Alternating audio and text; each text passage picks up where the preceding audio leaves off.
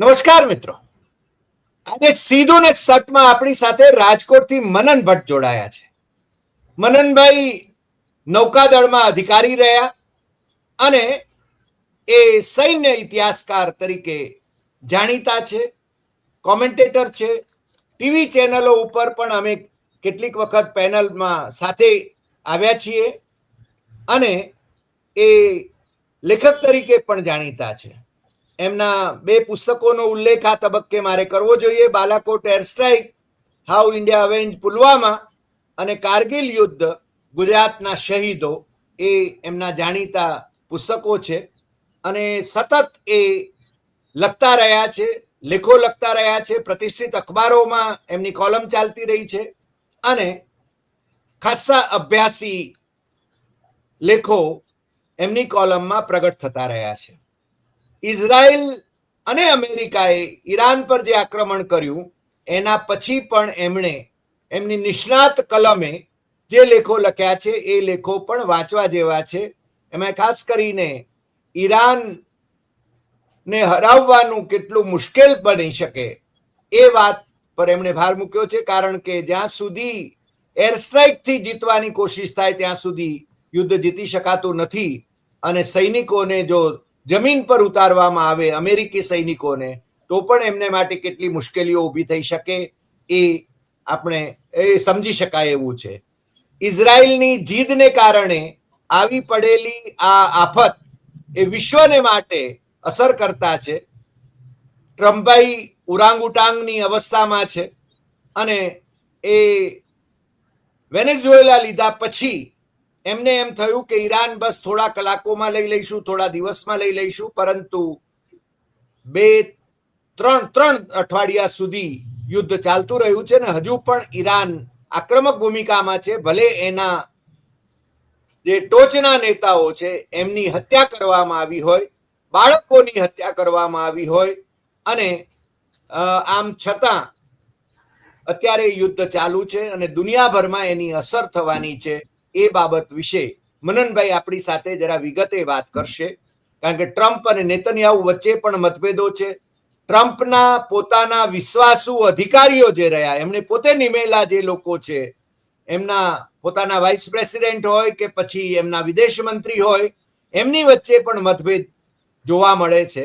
એટલે અને હજુ યુદ્ધ કેટલું લાંબુ ચાલશે એના વિશે હજુ એમના જે સેક્રેટરી ઓફ વોર, આમ તો ડિફેન્સ સેક્રેટરીને હવે સેક્રેટરી ઓફ વોર કહે છે, એ હેગ્સેટે કહ્યું છે કે કંઈ કહી શકાય નહીં કે કેટલું લાંબુ યુદ્ધ ચાલશે, પરંતુ પેન્ટાગોને વધુ $200 બિલિયન નું બજેટ માગ્યું છે કોંગ્રેસ પાસેથી. એ વાત પણ એમણે કરી છે. સામે Iran is zero resistance, zero restrain. એ કહે છે કે અમારી ઉપર હુમલા થશે તો અમે એવો જ જડબે સલાક જવાબ આપવાના છીએ. એ બાબત એણે છે ને જણાવ્યું છે. અને બાકી તો મનનભાઈ આપણી સાથે આ યુદ્ધનું વિશ્લેષણ, એની અસરો, એની ચર્ચા કરવાના છે. અને આ એપિસોડ એ છેલ્લે સુધી આપણા દર્શકો જુએ એવી હું અપેક્ષા કરું છું, કારણ કે એક નિષ્ણાતની નજરે આ યુદ્ધ અને એની વૈશ્વિક અસરો કેવી થશે એની વાત આજે આપણે સાંભળવાની છે. મનનભાઈ, આપનું સીધું ને સટમાં ફરીને સ્વાગત, અને આપ આની વિગતે વાત કરો એવી અપેક્ષા કરું છું. નમસ્કાર. થેન્ક યુ હરિસર, આપના સીધું ને સટ કાર્યક્રમમાં મને અહીંયા બોલાવવા બદલ, અને દર્શકોને પણ મારા નમસ્કાર. આજનું યુદ્ધ એટલે આજે 20 તારીખે સવારે 9 કલાકે આપણે બેઠા છીએ અને ઈરાનની પર કરેલો ઇઝરાયલ અને અમેરિકાએ જે હુમલો કર્યો, એ હુમલાની અસરો આજે આપણા કિચન સુધી, આપણા રસોડા સુધી પહોંચી છે. ત્યારે આ યુદ્ધની ચર્ચા કરવી બહુ જરૂરી બની જાય છે. આપણે બધાને એક પ્રશ્ન છે કે આ યુદ્ધ પૂરું ક્યારે થશે? તો એ પ્રશ્નનો જવાબ તો કદાચ મારી પાસે નથી, પણ એક વિશ્લેષણ કરીએ અને જોઈએ કે અત્યારે શું આજની પરિસ્થિતિ શું છે. કેમ કે યુદ્ધ બહુ ચલિત છે, ડાયનેમિક છે. અને હું એમ સમજો કે હું 1997માં નૌસેનામાં જોડાયો ત્યારથી યુદ્ધો વિશે ભણતો આવ્યો છું અને યુદ્ધોનું વિશ્લેષણ છેલ્લા 10 વર્ષથી કરતો આવ્યો છું. એટલે મને જે સમજાય છે એ રીતે હું જો આજની વાત કરું, યુદ્ધ ચલાયમાન જે રીતે જેટલું બધું ચલિત આજના સંજોગોમાં બની ગયું છે, આટલું ચલિત અમારા સમયમાં નહોતું. સંઘર્ષો પણ આટલા ચલિત નહોતા, કેમ કે ત્યારે નિર્ણયો માણસો લેતા હતા. Decision making were done by humans. આજની જો વાત કરું તો અમેરિકાએ વેનેઝુએલાના પ્રેસિડેન્ટ માદુરોને હટાવ્યો, જે રીતે સરે વાત કરીને આપણે બધા જાણીએ છીએ કે એમણે એક ઓપરેશન કર્યું, સ્પેશિયલ ઓપરેશન, એમના કમાન્ડોઝને મોકલ્યા અને એમને ઉઠાવી લીધા. એટલે વેનેઝુએલા ઉપર ઓલમોસ્ટ અમેરિકાનો ડિફેક્ટો અત્યારે કબજો થઈ ચૂક્યો છે. કેટલું બધું ક્રૂડ ઓઇલ, વેનેઝુએલન ક્રૂડ ઓઇલ, એની ક્વોલિટીની વાત નહીં કરું in comparison to the gulf oil, પણ અમેરિકાના કબજામાં છે. અમેરિકા ડિસિઝન લઈ રહ્યું છે. કેટલું બધું સોનું વેનેઝુએલાનું જે અમેરિકા પહોંચી ચૂક્યું છે. એટલે ઓબ્વિયસલી આપણને ખબર પડે કે અમેરિકાનું લક્ષ્ય શું હતું. પણ આવા જ કંઈક લક્ષ્ય સાથે અમેરિકા જ્યારે ઈરાન વિરુદ્ધ યુદ્ધમાં, અને એ પણ ઇઝરાયલના ની દુષ્પ્રેરણાથી ઘૂસ્યું છે, ત્યારે સમજવા જેવું એ છે કે અમેરિકા એ બાબત બહુ અગત્યની છે કે અમેરિકા કે જે અને ઇઝરાયલ કે જે દાવો કરી રહ્યા હતા કે ઈરાનની હવાઈ સરહદો પર એમની એર સુપેરિયોરિટી છે, એ અમેરિકાનું વિશ્વમાં અત્યાર સુધી ક્યારેય ન તોડી પડાયેલું, કેમ કે ક્યારેય કન્ટેસ્ટેડ એર સ્પેસ ઉપર એમણે વિમાન ઉડાડ્યા જ નહોતા. અમેરિકાએ ક્યારેય પણ કોઈ એવા દેશની સાથે સંઘર્ષમાં નથી ઉતર્યું કે જે દેશની કેપેસિટીઝ અને કેપેબિલિટીઝ એને ચેલેન્જ કરી શકે. એટલે ઈરાન સાથે યુદ્ધમાં ઉતરતા પહેલા અમેરિકાએ એન્શ્યોર કર્યું કે ઈરાન પાસે તો કોઈ એવી મિસાઇલ નથી કે જે અમેરિકાની દૂરી સુધી માર કરી શકે.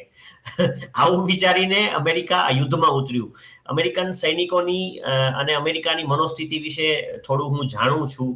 એનું રીઝન એ છે કે મેં એમની સાથે ઓપરેશન્સમાં કામ કર્યું છે, એમની સાથે જોઈન્ટ ફિલ્ડ એક્સરસાઇઝ કે જે ભારતીય નૌસેનાના મરીન કમાન્ડોઝની સાથે એ લોકો કરતા આવ્યા છે, એમાં પણ પાર્ટિસિપેટ કર્યું છે. એટલે મને ખબર છે કે કેવા બહાદુર, કહેવાની રીતે એ લોકો બહાદુર છે. બાકી અમેરિકાથી વધુ, કેમ કે જો પોસ્ટ ટ્રોમેટિક સ્ટ્રેસ ડિસઓર્ડરના સૌથી વધુ કેસીસ અમેરિકા અને યુકેમાં જોવા મળે છે, ભારતમાં નહીં.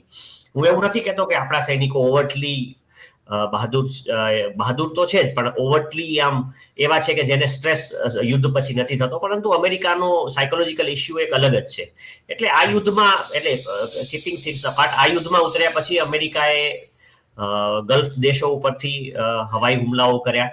કેટલાક હુમલાઓ એમણે એની મેઇનલેન્ડ ઉપરથી લાંબી દૂરીના જહાજો મોકલીને પણ કર્યા ઈરાનની ઉપર. અને ઇઝરાયલના હુમલાઓ તો ચાલુ જ રહ્યા. હવે એ હુમલાઓમાં આપણે જોયું કે શરૂઆતના તબક્કામાં જ અમેરિકા તેના એક જ ઝાટકે 2 F-16 યુદ્ધ જહાજો અમેરિકાએ ગુમાવ્યા, જે નિષ્ણાતોને ખરેખર બહુ અચંબિત કરે એવું હતું. કેમ કે આ યુદ્ધ જહાજો, તમે એક તરફ દાવો કરો છો કે યુદ્ધના પહેલા જ દિવસે અમારી ઈરાન પર એર સુપેરિયોરિટી છે, અને આસપાસના એરિયામાં, આસપાસના પ્રદેશમાં તમે તમારા યુદ્ધ જહાજો ગુમાવી ચૂક્યા છો.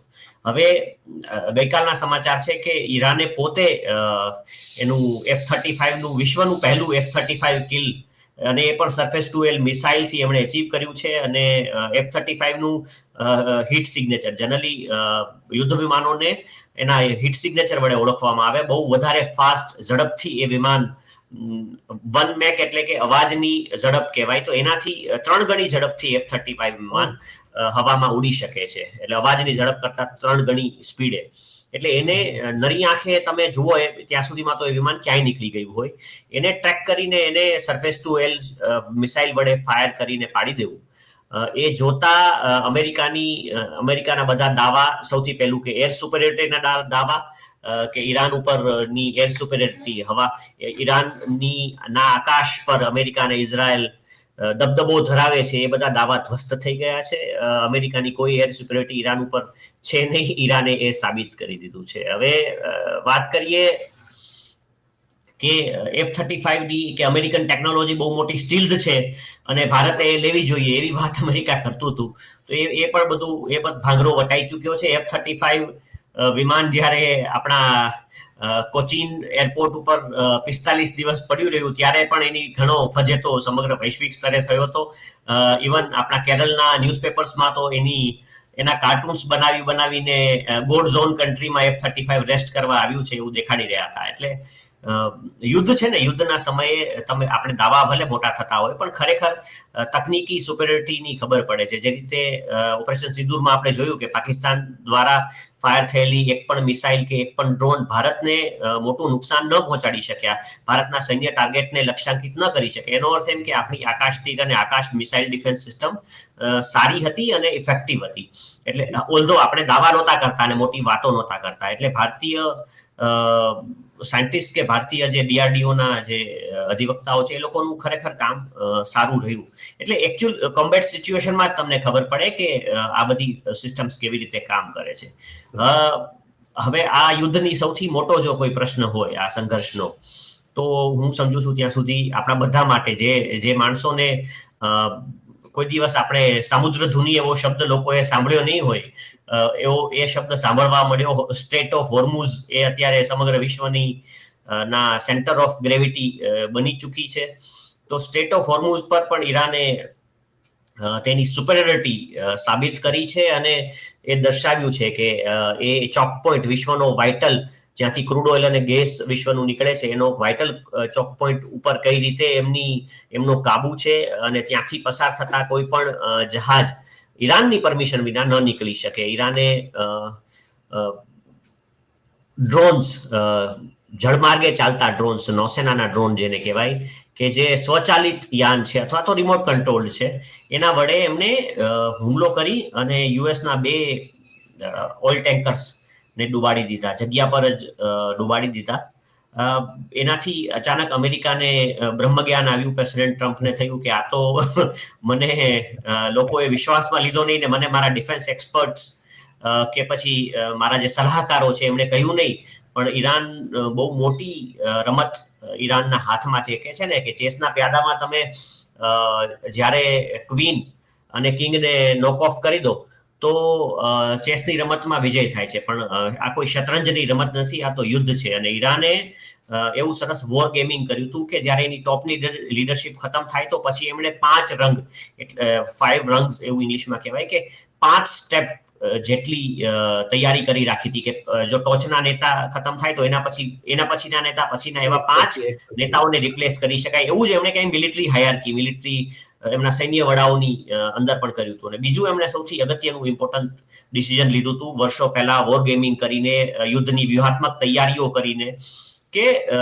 જો સૈન્યની ટોપ લીડરશિપ એટલે કે એમના સૈન્ય પ્રમુખ અને સૈન્યના બીજા વડાઓ, સૈન્યની અલગ અલગ પાંખોના વડાઓને ખતમ કરી દેવામાં આવે તો એના પછી સૈન્યની બધી જ કમાન્ડ ડિસેન્ટ્રલાઇઝ થઈ જશે અને સૈન્યના કમાન્ડરો, સપોઝ એ લોકોના 9 કમાન્ડર્સ છે, તો 9 કમાન્ડર્સ પોતાની રીતે નિર્ણયો લેશે કે એમને ક્યારે કયા ટાર્ગેટને હિટ કરવું, અને એમના દેશની સુરક્ષા એમને હવાલે હશે.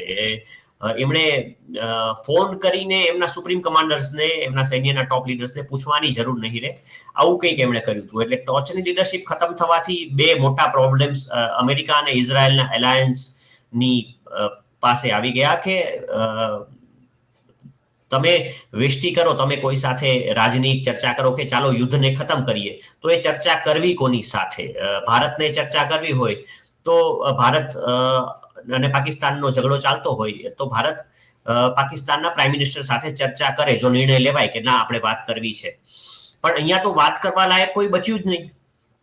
તમે ચર્ચા કરો કોની સાથે, કોની પાસે જાઓ ચર્ચા કરવા? એટલે વિષ્ટિકારોને ટોચના ખતમ કરવાથી એ પ્રશ્ન, અને છેલ્લામાં છેલ્લું જ્યારે આજથી 3 દિવસ પહેલા એક બહુ ટોચના ડિપ્લોમેટ ઈરાનના અને ખૂબ મોટા એમ કહી શકાય કે ત્યાંના એક પ્રોફેસર હતા, he was IRGC leader plus એક યુનિવર્સિટીના પ્રોફેસર કે જેમણે ઘણા બધા રિસર્ચ પેપર્સ લખ્યા છે, એમને ખતમ કરી નાખવાથી ચર્ચાઓને પર જે કોઈ શંકા કુશંકા હતી વિશ્વને કે ના યુદ્ધ પૂરું થશે અને કદાચ કોઈ પ્રકારની સમજૂતી થશે, એના પર પણ પૂર્ણ વિરામ મૂકવાનું કામ ઇઝરાયલ કરી રહ્યું છે.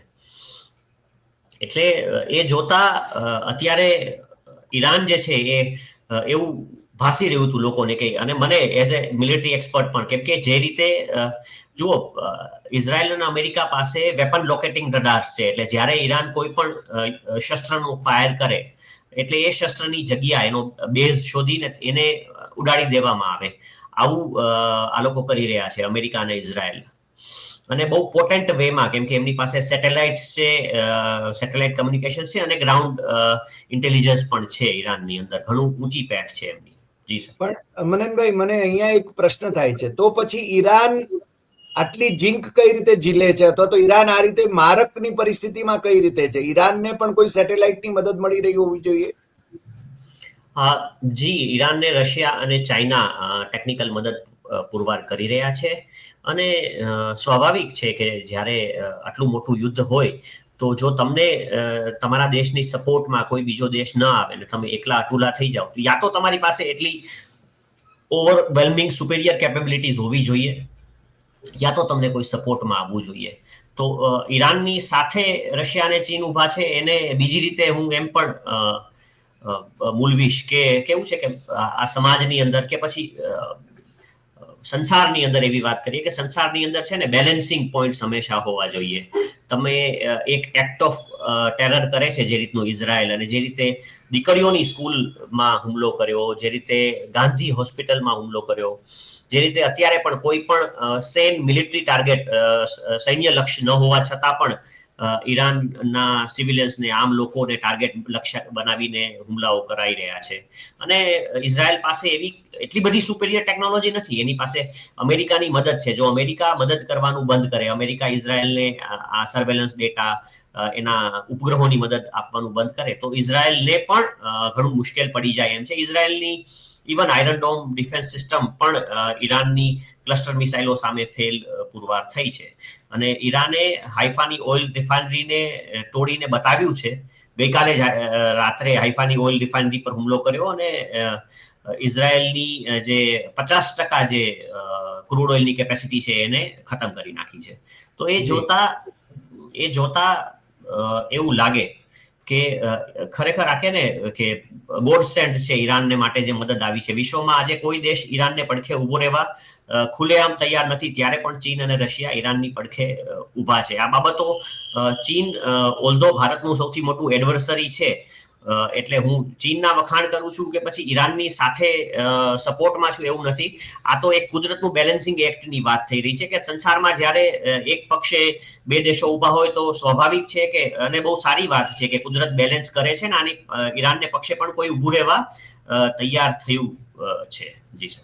નહીં, તમારી વાત સાથે હું સંમત છું, કારણ કે આપણે જે હકીકત છે એને તો બયાન કરવી પડે. આપણે કોઈનો પક્ષ લેતા નથી, પરંતુ હકીકત જે છે એ તો કહેવી પડે. એટલે તમે જે કહો છો કે રશિયા અને ચીન એ ઈરાનને અત્યારે ટેકનિકલ સપોર્ટ આપી રહ્યું છે, તો એ પણ હકીકત આપણે જેને દર્શકો સમક્ષ મૂકવી જોઈએ. મનનભાઈ. જી સર. એટલે હવે આપણે જ્યારે બેલેન્સિંગ એક્ટની વાત કરીએ છીએ ત્યારે હું થોડો વિષયની બહાર આવીને એવું કહીશ કે ભારતની અંદર કેટલાક, હવે કેવું છે કે ચેટ જીપીટી આવતા દરેક માણસ જીઓપોલિટિકલ એક્સપર્ટ છે. ટ્વિટર અને વોટ્સએપ આવતા દરેકના મોબાઈલમાં મેસેજ આવી જાય છે કે, અને મેસેજ કેમ કે અલ્ગોરિધમ આ બધાનું એવું છે કે આપણને ગમે એવો મેસેજ, આપણને મજા આવે એવો મેસેજ અલ્ગોરિધમ આપે ને બાકીનું કામ આઈટી સેલ કરે છે. એટલે એ જોતા તમને એમ થાય કે કેમ આપણે ભારત અને જ્યારે ઈરાન સાથે યુદ્ધ થઈ રહ્યું તો ભારતે કયું સ્ટેન્સ લેવું. તો ઐતિહાસિક વાત કરીએ, છેલ્લા 50 વર્ષથી જ્યારથી અહીંયા ઈરાનમાં અયતોલ્લાહનું શાસન છે ત્યારની જો વાત કરીએ તો ભારતે ઈરાન સાથે મૈત્રીપૂર્ણ સંબંધો રાખ્યા છે. ઈરાને ઇન્ડિયન રૂપીઝની અંદર, એટલે કે ભારતીય રૂપિયામાં ભારત પાસેથી તેલ ખરીદ્યું છે, અને એ ભારતીય રૂપિયા પાછા ભારતના યુકો બેંકમાં પાર્ક કર્યા. એટલે અને વળી ચાબહારનો પોર્ટ કે જે આપણને પાકિસ્તાન ને વિરુદ્ધ ઘણી મોટી પોઝિટિવિટી આપતો હતો, આપણને ફાયદો આપતો હતો, એ ચાબહારનો પોર્ટ પણ આપણને વાપરવા એક બહુ મોટા કરાર હેઠળ મળ્યો છે. એટલે ભારતના ઈરાનિયન રિજીમ સાથેના સંબંધો ઘણા સૌહાર્દપૂર્ણ રહ્યા છે. એટલે ઈરાન ઉપર જે થઈ રહ્યું છે એ જોતા આપણને થોડું દુઃખ થાય, અને માનવતાના મૂલ્યો નથી જળવાઈ રહ્યા એ પણ સ્વાભાવિક છે. વળી યુદ્ધમાં જ્યારે એક કે છે ને બે બળિયા ભેગા મળીને જ્યારે એક નાના દેશ ઉપર હુમલો કરે તો ભારત માટે પણ એક વેકઅપ સાઇન છે કે કાલ સવારે કેમ કે જેવું ઇઝરાયલ અમેરિકાનું દોસ્ત છે એવું જ કંઈક નજીકનું મિત્ર ક્લોઝ ફ્રેન્ડ પાકિસ્તાન પણ અમેરિકાનું છે. ઇઝરાયલ તો કઈ નથી, પાકિસ્તાને તો અમેરિકાને વર્ષોના વર્ષો સપોર્ટ કર્યો છે. પછી એ અફઘાનિસ્તાન ની અંદર મિલિટન્સી ફેલાવવા માટે હોય કે પછી સતત ને સતત અમેરિકન એફર્ટ્સ ને અમેરિકાના CIA ના કવર્ટ ઓપરેશનને સપોર્ટ કરવામાં પાકિસ્તાન અને ભારત વચ્ચે 1971માં જ્યારે યુદ્ધ થયું હતું, આપણે ભૂલવું ન જોઈએ કે અમેરિકાએ એની 7th ફ્લીટને ભારતના આંગણે મોકલી દીધી હતી. એટલે અમેરિકા અને છેલ્લા થોડા સમયમાં જે રીતે આપણી ઉપર એમણે ટેરિફ વોર આદરી, આપણને ધમકાવવાની વાત કરી, એ જોતા આપણે સમજી શકીએ છીએ કે જગત જમાદાર અમેરિકા કઈ ભારતનો એવો મિત્ર દેશ નથી. આપણે કોશિશ કરીએ છીએ એની સાથે, વિશ્વમાં બધાની સાથે. ભારત એક એવો ન્યુટ્રલ દેશ છે કે જે બધાની સાથે સંબંધો જાળવી રાખે છે, even for that matter China સાથે પણ. પરંતુ અમેરિકા એ આપણો કોઈ એવો દોસ્ત નથી, અને અમેરિકા તો કોઈનો દોસ્ત નથી. એટલે ભારતે અને ભારતીયોએ માનવતાના મૂલ્યોને જાળવીને જે સ્ટેન્ડ લેવું જોઈએ, એ સ્ટેન્ડ લેવાનો કંઈક પ્રયત્ન આપણે બધા મળીને કરી રહ્યા છીએ. પર્સનલી નરેનભાઈ, હવે મને છે ને થોડુંક એ પણ જણાવો કે ગલ્ફના દેશો જે છે જ્યાં અમેરિકી અડ્ડાઓ છે, અમેરિકી સૈનિકી અડ્ડાઓ છે, કારણ કે એ લોકોને પોતાનું કાં તો લશ્કર નથી અથવા લશ્કર છે તો દેખાડા પૂરતું છે, અને અમેરિકાને એમની સુરક્ષા સોંપેલી છે એમ કહીએ તો ચાલે. અને ટ્રમ્પભાઈ એ રાજાઓના રાજા છે એમના માટે. હવે આ યુદ્ધમાં ઈરાને એમના ઉપર પણ હુમલા કર્યા, કારણ કે એમની ધરતીનો ઉપયોગ ઈરાન પર હુમલા કરવા માટે અમેરિકાએ કર્યો, એમ જ કહેવાય ને? જી, ડેફિનેટલી. ગલ્ફ કન્ટ્રીઝની હકીકત જે છે ને એ થોડી અલગ છે. આપણને જે દેખાય છે એ અલગ છે અને હકીકત અલગ છે. ગલ્ફ કન્ટ્રીઝની પાસે પોતાની કોઈ તકનીક નથી, પોતાની કોઈ સેના નથી. એ તો છે ને રણમાં ભટકતા આરબો હતા. એ આરબો હવે કેમ કે ત્યાંથી કાળું તેલ, કાચું સોનું, કાળું સોનું મળી આવ્યું અને એ લોકો અચાનક ખૂબ અમીર બની ગયા. પણ એમની તકનીક, એમના એ રણમાં રહેલા શાર કુવાઓમાં સંશોધન કરવા માટે, એમાંથી તેલ કાઢવાનું, એ બધું આ યુરોપિયન અને અમેરિકન કંપનીઝના હાથમાં છે. અને એમ કહી શકાય કે પપેટ તરીકે આ ગલ્ફ કન્ટ્રીઝનો ઉપયોગ થઈ રહ્યો છે. એમનું પોતાનું કોઈ સ્ટેન્ડિંગ વર્લ્ડ ઓર્ડરમાં ન રહી શકે એવી અમેરિકાએ એમને ફાઇનાન્શિયલી એટલા બધા ડિપેન્ડન્ટ કરી રહ્યા છે. ગલ્ફ કન્ટ્રીઝ તેલ તો વેચે છે, પરંતુ દિરહામમાં નહીં કે યુઆનમાં નહીં, પરંતુ ડોલરમાં. એટલે US ડોલરની, ડોલર ઇકોનોમીનો બહુ મોટો ભાગ છે. અમેરિકાએ હમણાં UAE ને આપણે જોયું કે કઈ રીતે F-35 વિમાનો આપ્યા, પણ એ હકીકત એ છે કે વિમાનોની કિલ સ્વિચ, એનો કંટ્રોલ બધો અમેરિકા પાસે છે. અમેરિકા એને રિમોટલી કંટ્રોલ કરી શકે એવા આ વિમાનો છે. એટલે ગલ્ફ કન્ટ્રીઝની પોતાની સોવરેનિટી કાંઈ નથી, અને એમને આ બધા જ દેશોની અંદર જ્યાં જ્યાં તેલના કુવાઓ છે અથવા જે સ્ટ્રેટેજિકલી અમેરિકાને જરૂર હતી, ત્યાં બધે જ અમેરિકાએ પોતાના 8 થી 10 કુલ મળીને કે એથી કદાચ વધારે પણ એર બેઝિસ, નેવલ બેઝિસ બનાવેલા છે.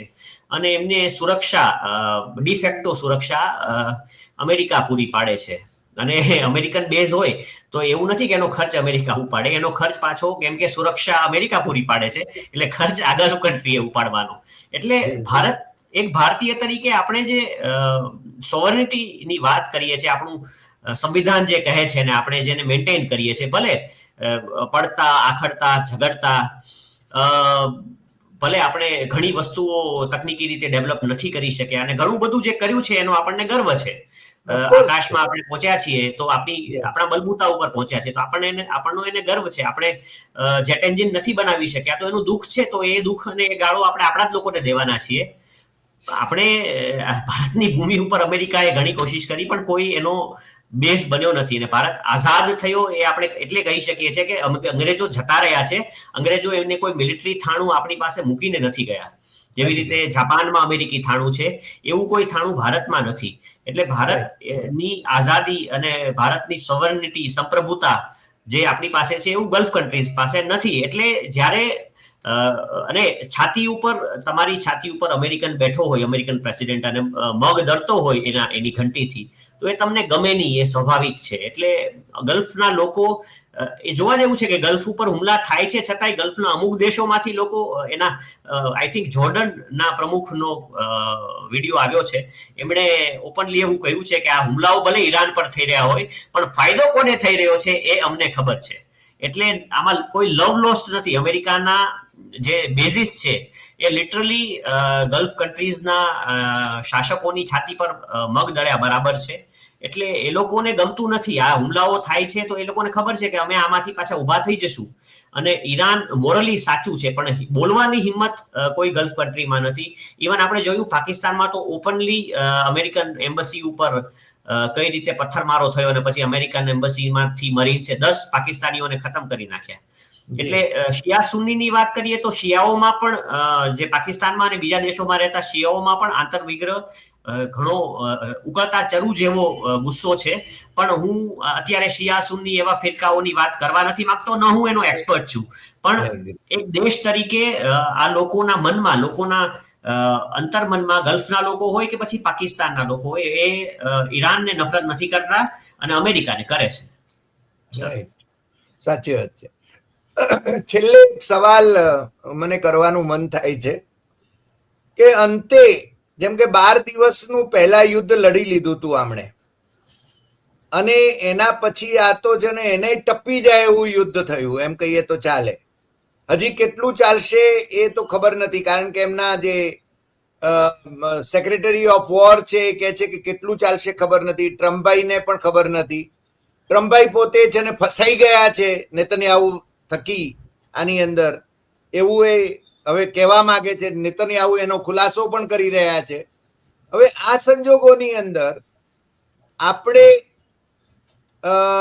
દુનિયા પર એની અસરોની વાત છેલ્લે શું થશે એની વાત કરીએ. નાટોના દેશો પણ એની સાથે જતા નથી, માત્ર કન્ડેમ કરી ચૂક્યા છે. ઈરાનને કન્ડેમ કરે છે, જે ઈરાને કોઈ ચમકલું કર્યું નથી અને એના ઉપર આક્રમણ કર્યું છે.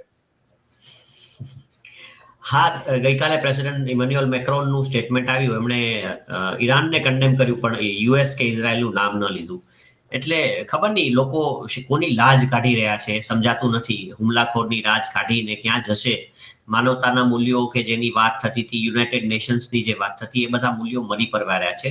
અને આ બધી આપણને ખબર એટલે પડવા માંડી છે કેમ કે મીડિયા, સોશિયલ મીડિયા, ઇન્ટરનેટ, આ બધાને લીધે ઇન્ફોર્મેશનને ગમે તેટલી ફિલ્ટર કરવામાં આવે છતાં પણ લોકો સુધી પહોંચી રહી છે. એટલે માણસો જાગૃત થયા છે. આની પહેલા ઈરાક, સિરિયા, લેબનોન, ત્યાં જે આપણે કાળો ઘેર અને અત્યાચાર કર્યો હતો આ બધા દેશોએ, તો એ લોકોને ખબર નહોતી પડી. આ વખતે ખબર પડી છે ને, એટલે જ એ લોકોને નોલેજ થઈ ગયું વર્લ્ડ ઓવર. એની શરમના મારે આ નાટો કન્ટ્રીઝ નથી આવી રહ્યા. બાકી આ લોકો કેટલા બેશરમ છે ગોરાઓ, એ સમગ્ર વિશ્વ જાણે છે. એ કોઈ છુપાવવાની વાત નથી. એમને કઈ રીતે કાળા લોકો ઉપર અને ઇવન ભારતીયો ઉપર, જ્યારે ભારત પર આ ઉપનિવેશો રાજ કરતા હતા, તો એમણે કેવો અત્યાચાર કર્યો છે આપણે જાણીએ છીએ. હવે આ વિશ્વ ક્યારે, આ યુદ્ધ ક્યારે ઊભું રહેશે અને વિશ્વમાં શાંતિ ક્યારે થશે એ તો ખબર નથી, પરંતુ આની જે સાઇડ ઇફેક્ટ્સ આપણને થઈ રહી છે એમાં સૌથી પહેલી વાત તો કે કતર એનર્જી કે જે લિક્વિડ નેચરલ ગેસનું સૌથી મોટું પ્રોડક્શન કરતું હતું, એમણે પોતાનું પ્રોડક્શન બંધ 10-12 દિવસ પહેલા કરી દીધું હતું. અને એમણે કહ્યું હતું કે અમને આ પ્રોડક્શન પાછું રિસ્ટાર્ટ કરવામાં 15 દિવસનો સમય લાગશે. પણ હવે જ્યારે કતર એનર્જીના ગેસ ફિલ્ડ પર હુમલો થયો છે એ જોતા હવે નેચરલ ગેસનું પ્રોડક્શન બંધ થવાથી જે શિપ્સ, એટલે ભારતના પાછા એવા સમાચાર છે, ખરેખર બહુ સારા સમાચાર છે. ભારતની જે કૂટનીતિ છે એ રંગ લાવી છે, અને બીજા 22 જહાજો, ભારતીય 22 જહાજોને ઈરાન છોડવા સંમત થયું છે. એટલે હોર્મુઝની ખાડીમાંથી આપણા જહાજ નીકળી ચૂક્યા હશે. ભારતના નૌસેનાના શિપ્સ, વોરશિપ્સ ત્યાં બહાર પહેરો દઈ રહ્યા છે ને, એ બહુ સારી રીતે એમને એસ્કોર્ટ કરીને પણ આપણા શિપ્સને લઈ આવશે. પરંતુ લોંગ ટર્મની વાત કરીએ તો ગેસનો પુરવઠો વધારે ફર્ધર પ્રોડક્શન બંધ થઈ ચૂક્યું છે, ને એને ક્યારે રિસ્ટોર થશે, કેમ કે યુદ્ધ બંધ થયા પછી જ કોઈ રિપેરિંગની વાત થઈ શકે. તો અત્યારે તો યુદ્ધ ચાલી રહ્યું છે. ગેસનો જે પ્લાન્ટ છે જેને બનવામાં 14 વર્ષ લાગ્યા હતા, એ પ્લાન્ટ તૂટી ચૂક્યો છે. એટલે હવે એ પાછું ક્યારે નોર્મલાઇઝ થશે એ કહી શકવું બહુ મુશ્કેલ છે. એ તો ટ્રમ્પભાઈ જ કહી શકે. હવે આ ગેસના પુરવઠા પર આપણા સિલિન્ડરો નિર્ભર હતા, એટલે આપણે પણ હવે ધ્યાન રાખવું પડશે. ભારત ઓલ્ટરનેટ એના વિકલ્પો શોધવાની કોશિશ કરશે. કતર એનર્જી સાથે આપણો ઘણા વર્ષોનો કરાર હતો. એને પહેલા તો ફોર્સ મજૂરે લાવીને કતરે એને સ્ટોપ કર્યો હતો. એટલે ભારત વિકલ્પો શોધવા માંડ્યું છે અને હોપફુલી આપણે માટે ગેસનો પ્રશ્ન સમવોટ થોડો સ્ટેબલ રહેશે થોડા મહિનાઓ સુધી. હવે વાત કરીએ બીજી અસરની, તો સમગ્ર વિશ્વમાં જે ખાતરનું પ્રોડક્શન થાય છે, એ ખાતર બનાવવા માટેનો મુખ્ય મૂળ એકમ જે છે સલ્ફર બનાવવા માટેનો, એ બધું એ ગેસ છે, નેચરલ ગેસ છે. તો નેચરલ ગેસ બંધ થાય એટલે આપણા ખરીફ પાકોને વાવવા માટે જે ખાતરની જરૂર પડે, જે ફર્ટિલાઇઝરની જરૂર પડે, એ ફર્ટિલાઇઝર જો ભારત પાસે હશે તો કદાચ ખરીફ પાકનો પ્રશ્ન સોલ્વ થશે. પણ જો ફર્ટિલાઇઝર આખા દેશ માટે બનાવવું પડશે તો ગેસ નહીં હોય તો કેમ થશે? એ સમગ્ર વિશ્વને પ્રશ્ન સતાવી રહ્યો છે. નોટ ઓનલી આપણને પણ અમેરિકાને પણ. એટલે ખાદ્યાન્નોની અંદર જો તંગી ઊભી થાય તો સમગ્ર વિશ્વ ભૂખમરા તરફ ખેંચાઈ જાય. અને બીજી તરફ